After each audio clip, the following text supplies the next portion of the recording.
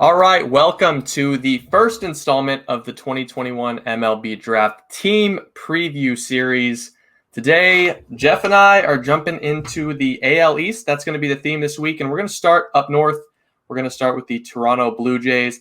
Jeff, it's been a pretty interesting few years for the Blue Jays. In 2020, Austin Martin falls right into their lap. They get CJ Van Eck, who some thought was a mid-first to late first-round pick. Alek Manoah just debuted. He was an excellent 2019 pick. And then you go back to Jordan Groshans. You go to Logan Warmoth. The Blue Jays have looked pretty good over the last few years. What are you thinking Toronto's going to do with Shane Farrell this year, his second draft, in the first round come July? Sure. And we talked a little bit about this off air, but there is one thing in Farrell's history that I think definitely points to a particular position group that they should target, a need that's within the organization, and also an area of depth for where they're picking in the first round. And that's prep outfielders. There's a whole gang of them. We can go through some of the names in a minute. I know for a fact that we've been at Josh Baez games where there were Blue Jays area guys at those games at multiple starts.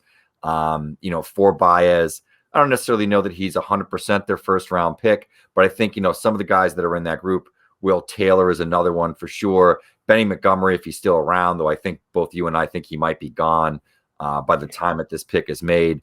But Farrell has a history of really nailing a couple of picks. One in particular in the 2018 draft was Brennan Davis, who's obviously, if not the best player in the Cubs system, one of the top two players in the Cubs system, I guess, depending on how you feel about a Meyer or whatever. But certainly that's a guy that he identified relatively early in the second round. They paid, I think, $1.1 million for him. He's turned out to be a star. They also took Cole Rodier in that draft, who I guess to somewhat mixed results, but I think still a talented prep outfielder. They know how to identify these guys. They've hit on one before. Kind of points to his track record a little bit. I think I could see them going away from what they've done the last few years, which is a little bit more college heavy, going after one of these prep outfielders. There's some talented ones, like I said, Baez being one, another one being Will Taylor. Is there anybody else that you would throw into that group, Joe?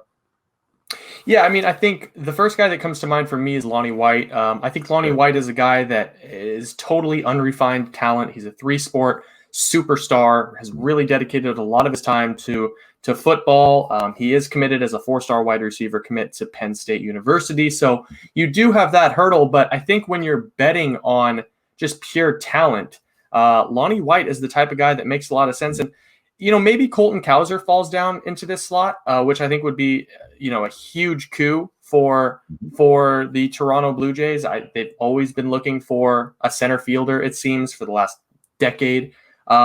But this is an organization that has needs in the outfield. Austin Martin, really the only big legitimate outfield prospect that they have in their top 10 or 15 prospects.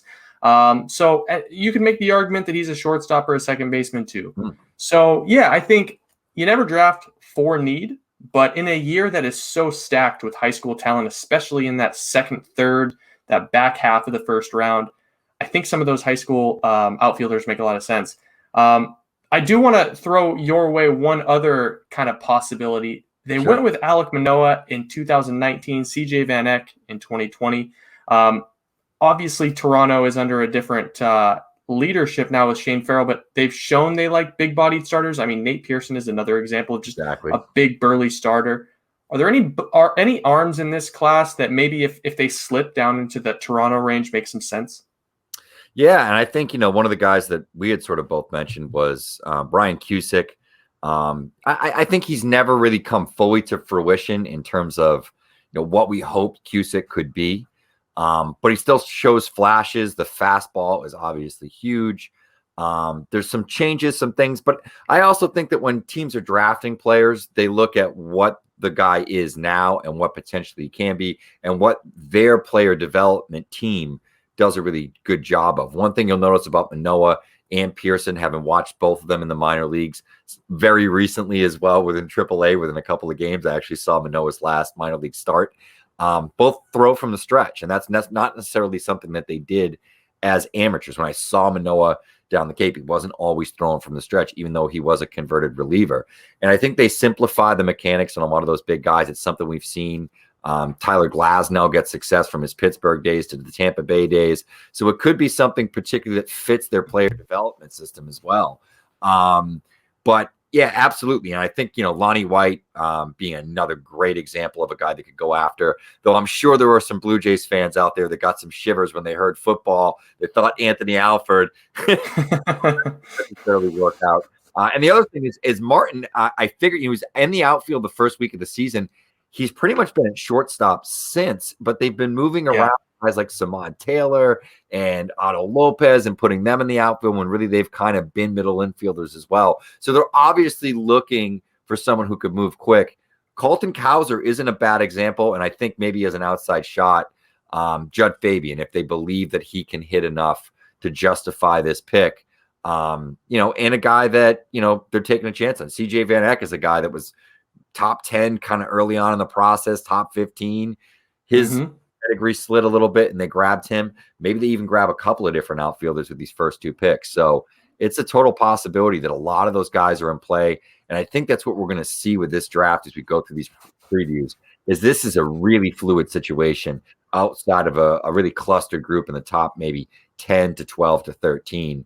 And there could even be guys within, our perspective, 10 to 12 to 13 that slide a little bit. And Toronto might be in premium position to hop on one of those guys, whether it's an arm or an outfielder. I really don't think they're going infield again with all the infield depth that they have, and catching depth too. They have some good catchers in the system. Yeah, I mean, I think you hit the nail on the head, and not to get too long-winded, but I think that second part where you mentioned anything after the top 15 is a total crapshoot. I think there are guys that Toronto has always been big on data. They love data. They love to go after guys that are good play. We've been a big fan of Michael Robertson over here for quite some time. I think it's probably very unlikely that he sneaks all the way up into the top 20. But you look at guys like Tyree Reed. Maybe he sneaks up into that first round, or maybe Justice Thompson, who's been a complete revelation in college baseball this year. Maybe he's an option. But I do think if you're the Toronto Blue Jays, you're looking for a guy that is a surefire big league regular, and preferably up the middle at center field, because that's kind of where they've had their warts. But Jeff, I don't have anything else on the Toronto Blue Jays. I think they're in for a really exciting draft. They're in kind of that hybrid spot in that 18, 19, 20 range where anything could happen. But for our money, Josh Baez.